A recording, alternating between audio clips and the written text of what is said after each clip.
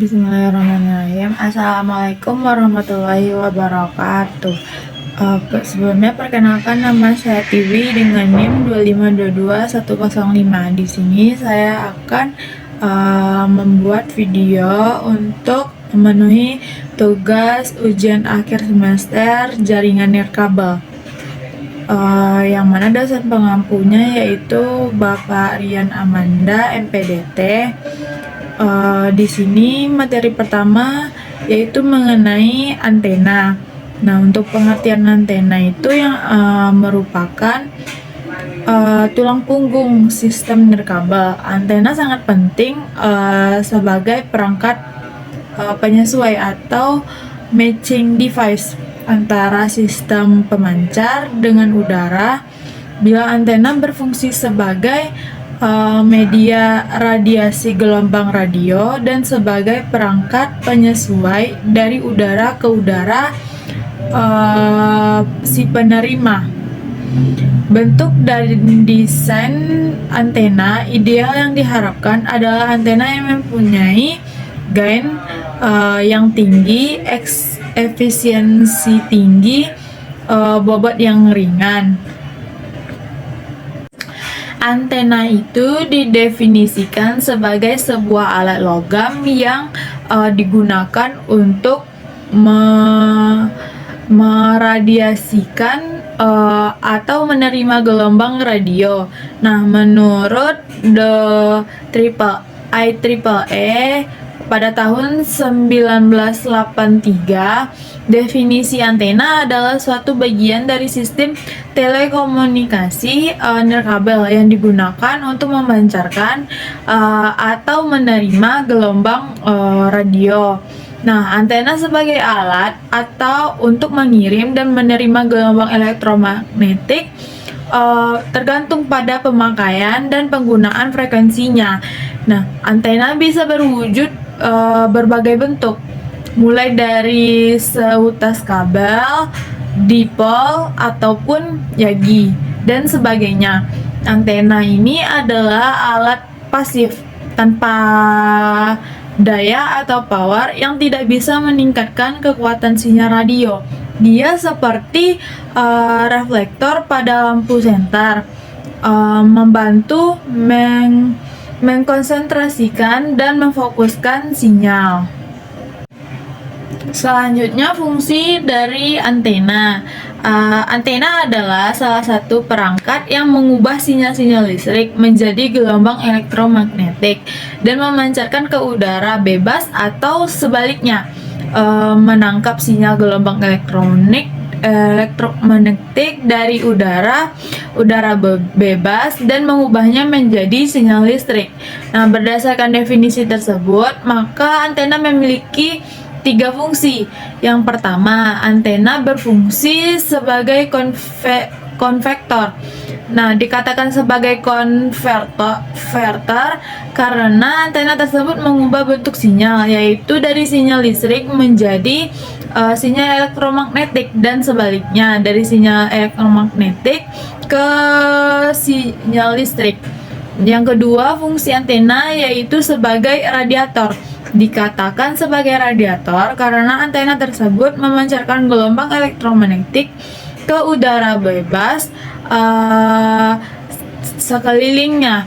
Jika sebaliknya, antena menerima atau menangkap energi radiasi gelombang elektromagnetik dari udara bebas, maka fungsinya dikatakan reradiator.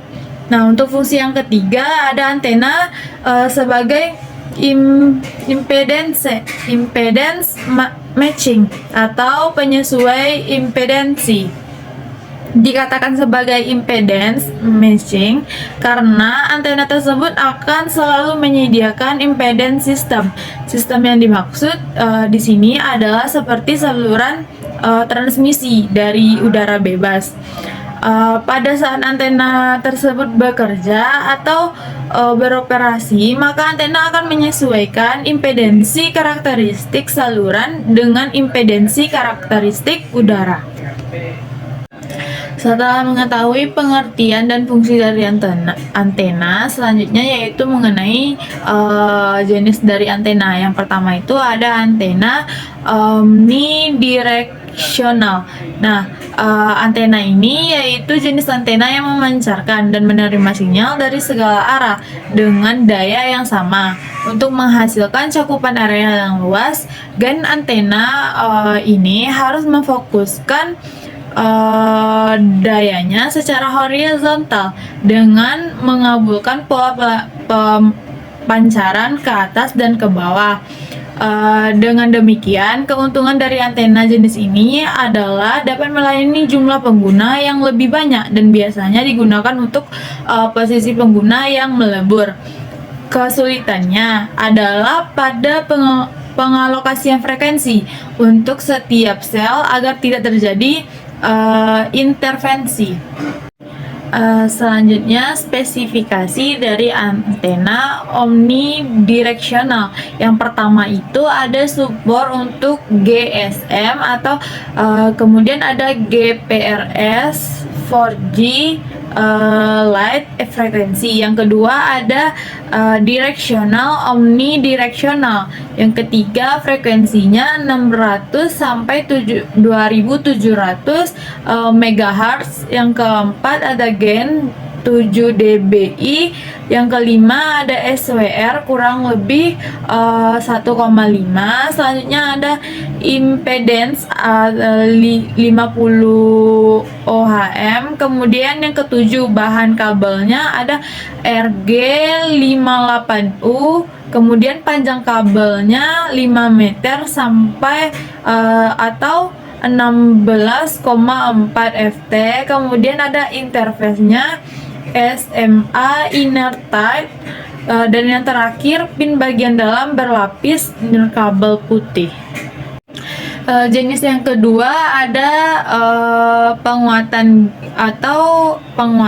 gen atau antena.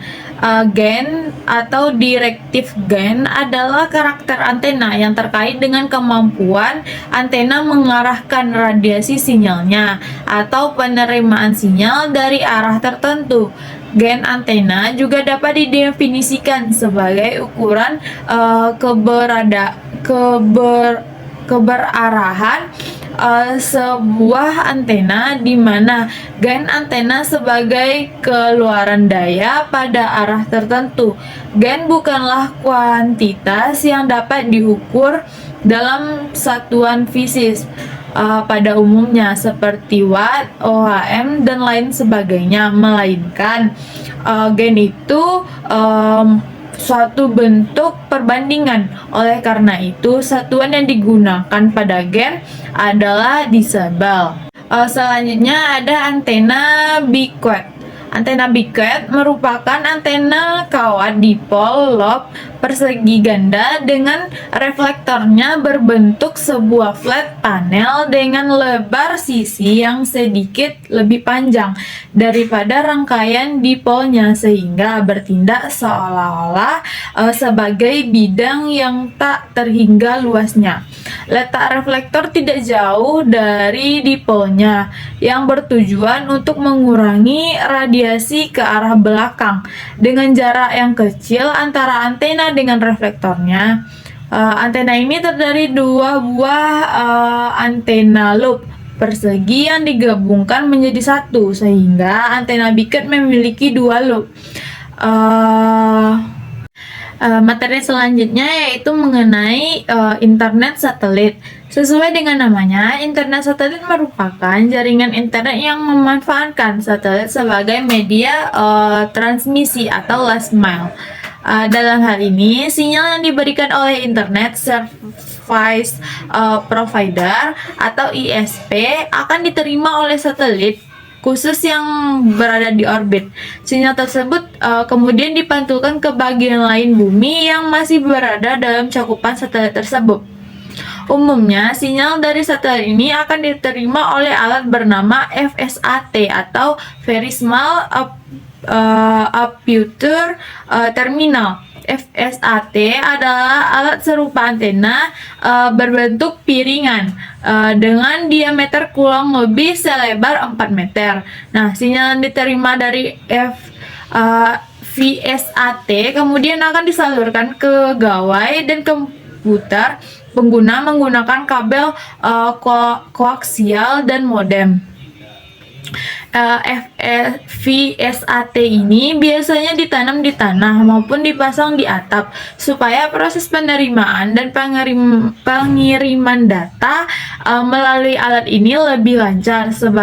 Sebaliknya, bagian atas VSAT tidak dinaungi oleh apapun, entah itu kanopi atau pohon. Terdapat beberapa jenis VSAT yang saat ini banyak digunakan. Yang pertama itu ada KU band, adalah jaringan elektromagnetik dengan rentang frekuensi 12 sampai dengan 18 GHz. Dibandingkan dengan yang lainnya, ukuran dari VSAT ini relatif lebih kecil sehingga cocok untuk dipasang di tanah maupun di atap. Hanya saja kekurangannya adalah jaringannya mudah terganggu jika terjadi hujan. Yang kedua itu ada C-band, adalah jaringan elektromagnetik dengan rentang frekuensi 4 sampai 8 GHz. VSAT jenis ini umumnya digunakan sebagai alat radar cuaca untuk mengakses TV, kabel, dan mengakses internet untuk WiFi jenis tertentu. Nah, untuk kelebihan dari C-band ini adalah sinyal tetap lancar meskipun di tengah cuaca yang buruk. Nah, untuk kekurangannya adalah parabola VSAT ini cukup besar, yaitu sekitar 1,8 sampai dengan 3,5 meter. Nah, untuk yang ketiga ada KA band, adalah jaringan elektromagnetik dengan rentang frekuensi 26,5 sampai 40 GHz. Jaringan ini umumnya digunakan untuk menyediakan broadband internet pada VSAT dan di beberapa negara juga digunakan untuk mendeteksi kecepatan kendaraan. Namun apabila dibandingkan dengan dua jenis VSAT sebelumnya, jenis ini lebih rentan terhadap cuaca buruk. Nah, untuk kelebihannya yang pertama ada koneksinya cepat. Yang kedua ada fleksibilitas dan jangkauannya yang sangat luas, dan yang terakhir yaitu pemasangannya yang mudah. Selanjutnya yaitu cara kerja dari internet satelit. Nah, cara kerjanya, sinyal internet dari penyedia layanan atau ISP dikirim ke satelit di orbit. Nah, satelit kemudian mengirimkan sinyal kembali ke antena atau parabola di bumi, yang kemudian diteruskan ke perangkat pengguna seperti komputer ataupun smartphone. Untuk teknologinya, seperti yang sudah saya bilang di awal, internet satelit sering menggunakan teknologi VSAT atau Very Small Aperture Terminal untuk memancarkan sinyal. Nah, untuk keunggulan atau kelebihan dari internet satelit ini, yang pertama adalah fleksibilitas. Fleksibilitas di sini yaitu cocok untuk daerah terpencil atau pedesaan yang sulit dijangkau oleh jaringan nirkabel. Nah, untuk kelebihan atau keunggulan yang kedua, ketersediaan, di mana ketersediaannya dapat menjangkau daerah yang luas, bahkan di daerah yang belum memiliki infrastruktur telekomunikasi. Yang ketiga dari kelebihan atau keunggulannya yaitu tidak tergantung kepada infrastruktur fisik. Nah, tidak memerlukan jaringan kabel darat sehingga dapat diakses di berbagai lokasi. Setelah kelebihannya, tentu ada kekurangan dari internet satelit ini. Untuk kekurangannya, yang pertama itu latensi atau penundaan, di mana Jarak yang jauh antara satelit dan stasiun bumi dapat menyebabkan latensi yang lebih tinggi yang dapat berpengaruh pada aplikasi yang membutuhkan latensi rendah seperti game online. Nah, untuk kekurangan yang kedua yaitu gangguan cuaca. Sinyal dapat terganggu oleh cuaca yang buruk seperti hujan maupun badai sekalipun. Nah, untuk kekurangan yang ketiga atau yang terakhir yaitu dari segi kapasitas, di mana kapasitas transmisi data melalui satelit dapat terbatas oleh lebar pita atau bandwidth yang tersedia. Selanjutnya mengenai perbandingan internet satelit ini dengan jaringan nirkabel lain. Nah, untuk Wi-Fi-nya adalah jaringan nirkabel yang menggunakan gelombang radio untuk menghubungkan perangkat dalam jarak yang terbatas. Nah, untuk jaringan seluler menggunakan menara seluler untuk mengirimkan sinyal internet ke perangkat seluler. Nah, untuk penerapannya, internet satelit ini banyak digunakan di daerah pedesaan, daerah terpencil, kapal laut, dan pesawat terbang. Materi selanjutnya yaitu mengenai jaringan seluler. Jaringan seluler adalah sistem telekomunikasi nirkabel yang memungkinkan perangkat seluler terhubung dan berkomunikasi. Nah, materi ini mencakup sejarah, teknologi, dan aplikasi yang ada pada jaringan seluler. Untuk pengertian jaringan seluler atau cellular network adalah jaringan telekomunikasi nirkabel yang menghubungkan perangkat seluler seperti ponsel, tablet, dan lain sebagainya dengan stasiun base atau menara seluler. Nah, untuk jaringan seluler menggunakan gelombang radio untuk mentransfer data dan suara. Selanjutnya, jaringan seluler memungkinkan komunikasi nirkabel antara banyak pengguna akhir, bahkan melintasi jarak jauh. Untuk sejarah perkembangan dari jaringan seluler, yang pertama itu ada jaringan. Untuk sejarah perkembangan dari jaringan seluler itu, yang pertama ada 1G atau generasi pertama. Teknologi 1G muncul pada tahun 1980-an dengan sistem analog dan memiliki jangkauan yang terbatas. Untuk 2G atau generasi kedua, teknologi 2G ini diperkenalkan pada tahun 1990-an dengan teknologi GSM atau Global System for Mobile Communication dan CDMA atau Code Division Multiple Access yang mendukung SMS dan suara. Untuk 3G atau generasi ketiga, teknologi 3G muncul pada awal tahun 2000-an dengan teknologi WCDMA atau Wideband Code Division Multiple Access dan HSDPA atau High Speed Downlink Packet Access yang mendukung akses internet seluler dan roaming. Nah, untuk yang 4G atau generasi keempat, teknologi 4G seperti LTE atau Long Time Evolution memberikan kecepatan data yang lebih tinggi dan kapasitas yang lebih besar. Selanjutnya ada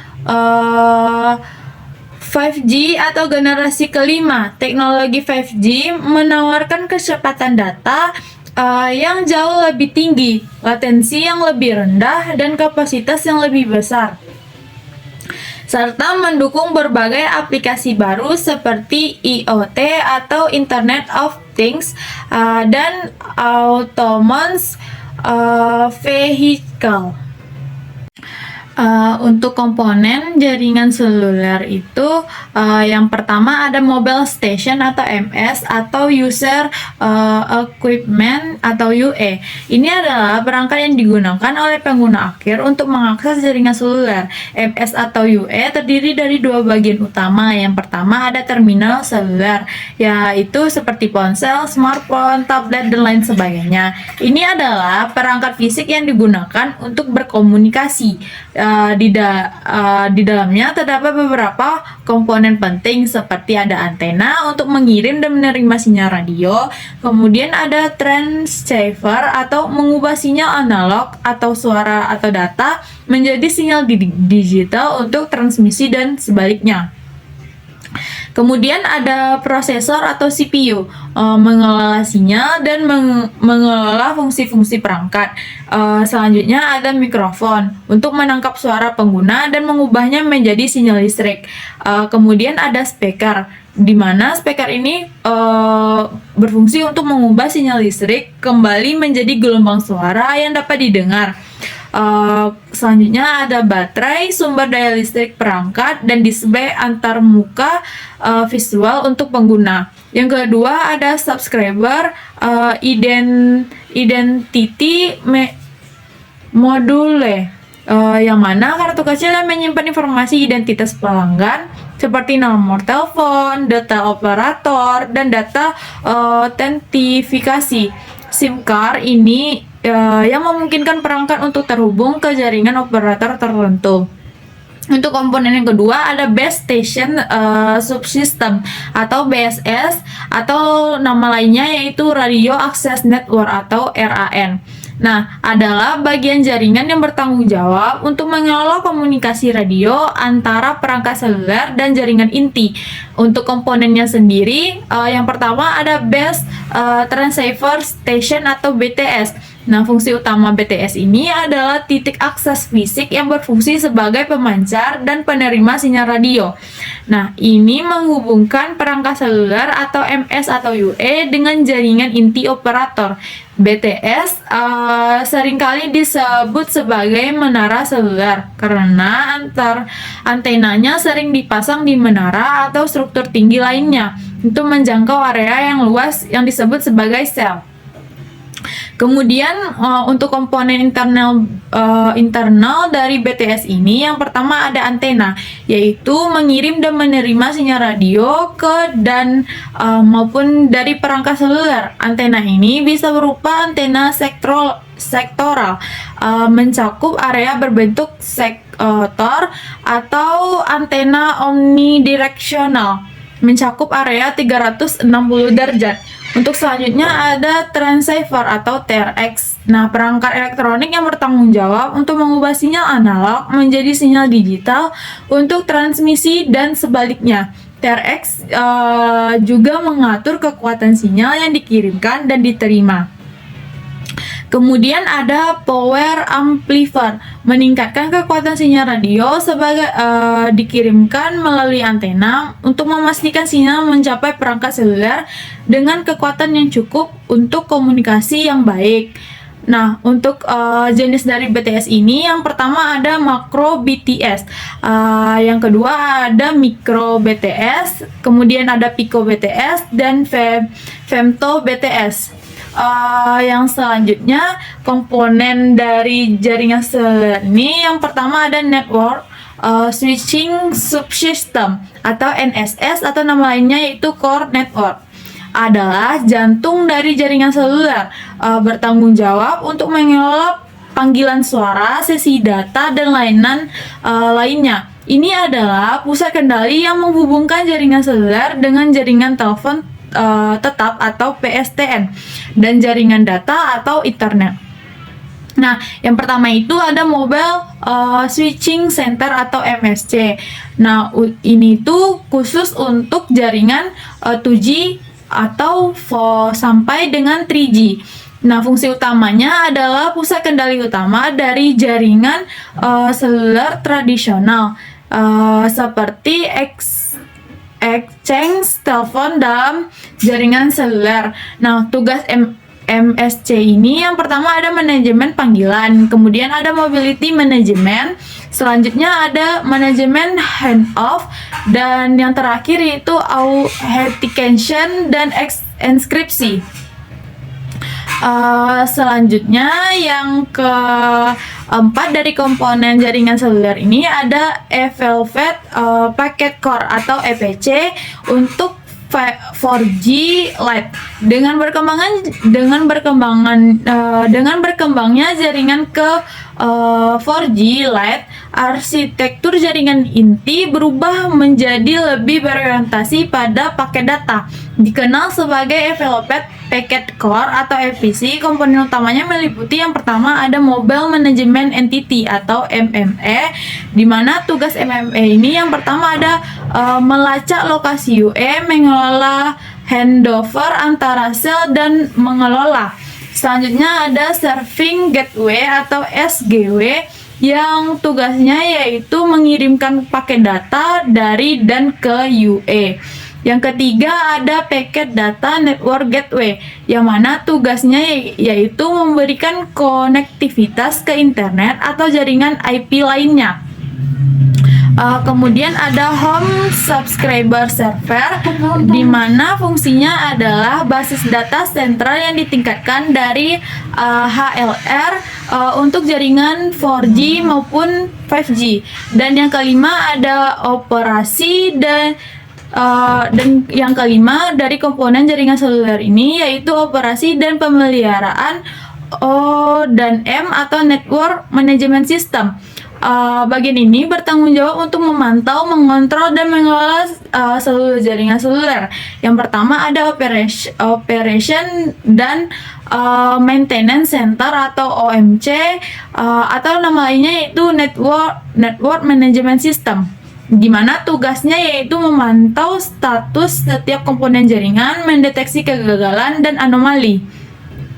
Nah, untuk cara kerja sederhana dari jaringan seluler, yaitu yang pertama yaitu memulai panggilan, kemudian ada sinyal ke BTS, yang ketiga BTS ke BSC, yang keempat ada BSC ke MSC, dan yang kelima yaitu perurutan panggilan, yang keenam menerima berdering, yang ketujuh ada komunikasi.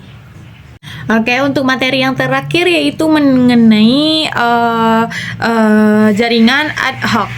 Nah, jaringan ad hoc adalah jenis jaringan nirkabel di mana perangkat-perangkat berkomunikasi secara langsung satu sama lain tanpa memerlukan infrastruktur terpusat seperti router, access point, atau base station.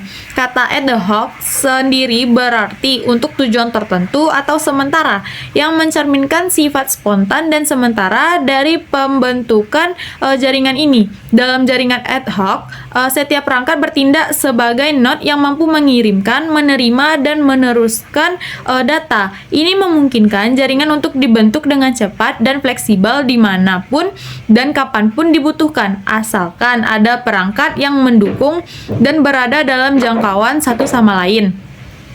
Nah, untuk karakter utama dari jaringan ad hoc ini, yang pertama yaitu tanpa infrastruktur terpusat atau decentralized. Ini adalah karakteristik paling mendasar. Tidak ada access point atau router yang mengatur lalu lintas. Setiap node berpartisipasi dalam perutean data. Yang kedua yaitu pembentukan dinamis dan fleksibel. Jaringan dapat dibentuk dengan cepat di lingkungan apapun tanpa perlu perancangan atau instalasi yang rumit. Node dapat bergabung atau meninggalkan jaringan kapan saja. Nah, untuk yang ketiga ada topologi dinamis. Karena node bergerak atau bergabung atau meninggalkan jaringan, topologi jaringan dapat berubah secara terus-menerus. Yang keempat ada multi-hop routing. Jika dua node tidak berada dalam jangkauan langsung satu sama lain, mereka dapat berkomunikasi melalui node perantara yang meneruskan data.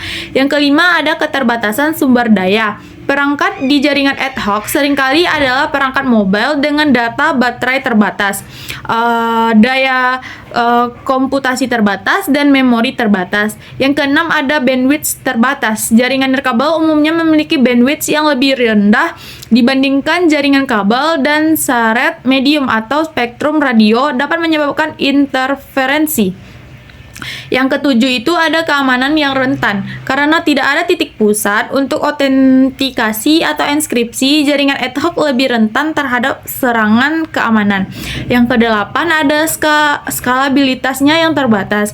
Mengelola dan merutekan data di jaringan ad hoc yang sangat besar bisa menjadi tantangan karena kompatibilitas topologi dinamis dan overhead perutean. Nah, untuk jenis-jenis dari jaringan ad hoc ini, yang pertama ada Mobile Ad Hoc Network atau MANETs. Ini adalah jaringan ad hoc yang paling umum dan sering dipelajari. Untuk node-nya adalah mobile dan dapat bergerak bebas. Yang kedua ada Vehicular Ad Hoc Network atau VANETs, merupakan subkategori manets di mana node-nya adalah kendaraan seperti mobil, bus, dan truk yang dilengkapi dengan kemampuan komunikasi. Yang ketiga itu ada wireless sensor network, yang dimana terdiri dari sejumlah besar sensor node kecil yang tersebar di suatu area untuk memantau kondisi lingkungan seperti suhu, kelembapan, tekanan, atau cahaya. Kemudian yang keempat ada wireless mesh network atau WMNS. Meskipun seringkali memiliki elemen ad hoc, WMNS ini biasanya memiliki beberapa node yang semi-statis dan berfungsi sebagai mesh routers yang membentuk tulang punggung jaringan. Nah, untuk cara kerja jaringan ad hoc ini, yang pertama yaitu penemuan node atau neckboard recovery, kemudian ada protokol peruteannya. Yang ketiga itu ada media access control atau protokol. Untuk kelebihan jaringan ad hoc ini, yang pertama ada fleksibilitas dan penyebarannya cepat, kemudian ketahanan dan robustness-nya, kemudian biayanya yang rendah di awal, kemudian ada otonomi, dan yang terakhir ada portabilitas. Nah, untuk kekurangannya, yang pertama keterbatasan sumber daya tentunya, yang kedua ada perutean yang kompleks, yang ketiga ada skalabilitas, dan yang keempat keamanan. Kemudian dilanjutkan dengan interferensinya dan keterbatasan bandwidth. Nah, untuk contoh dari skenario penggunaan jaringan ad hoc ini, seperti yang pertama ada bencana alam dan situasi darurat di mana tim penyelamat dapat membentuk jaringan komunikasi instan di lokasi bencana di mana infrastruktur telekomunikasinya hancur. Kemudian ada dari segi militer, pasukan di medan perang dapat berkomunikasi dan berbagi informasi taktis tanpa tergantung pada infrastruktur musuh. Sehingga dapat ditarik kesimpulan bahwa jaringan ad hoc ini menawarkan solusi konektivitas yang sangat fleksibel dan otonom, terutama di lingkungan di mana infrastruktur tradisionalnya tidak tersedia atau tidak praktis. Meskipun memiliki tantangan signifikan terkait perutean, keamanan, dan manajemen sumber daya, penelitian dan pengembangan yang berkelanjutan terus meningkatkan kemampuan dan aplikasi dari jaringan dinamis ini. Saya rasa cukup. Terlebih dan terkurang saya mohon maaf. Saya akhiri dengan Assalamualaikum warahmatullahi wabarakatuh.